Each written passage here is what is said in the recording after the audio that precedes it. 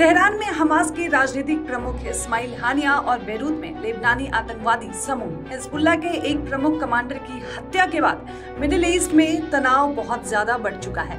Israel के खिलाफ उसके दुश्मन ठोक मोर्चाबंदी की कोशिश में लगे हैं। इसी क्रम में ईरान समर्थित चरमपंथी संगठन हिजबुल्लाह ने इजराइल पर बड़ा हमला किया है।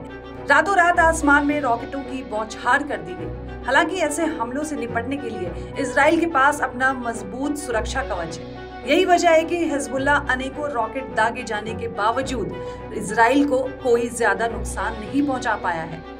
इजराइल पहले से ही गाजा और राफा में सैन्य लड़ाई लड़ रहा है और अब हिजबुल्लाह के साथ संघर्ष बढ़ चुका है। बीते दिनों हिजबुल्लाह ने इजराइल के ऊपर बड़ा हमला किया था, जिसमें 12 बच्चे बेमौत मारे गए थे। हिजबुल्लाह ने यह हमला इजराइल के कब्जे वाले गोलान हाइट्स इलाके में एक फुटबॉल मैदान पर किया था।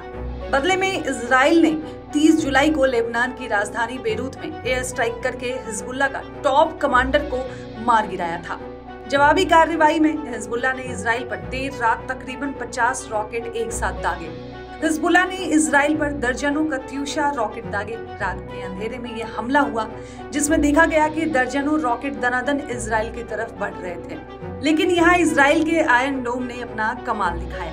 आयरन डोम एक तरीके से इजराइल का सुरक्षा कवच है, जो दुश्मनों के हवाई हमले को आसमान में ही विफल कर देता है। कुछ इसी तरह इजरायली आयरन डोम एयर डिफेंस सिस्टम ने गैलीली एरिया पर लेबनान से हो रहे हमले को रोक दिया। इस तरह से हिजबुल्लाह के हमले में इजराइल को कोई बड़ा नुकसान नहीं पहुंचा है। हालांकि ये तो स्पष्ट दिख रहा है कि इजराइल के खिलाफ ये युद्ध और भी भीषण होती जा रही है।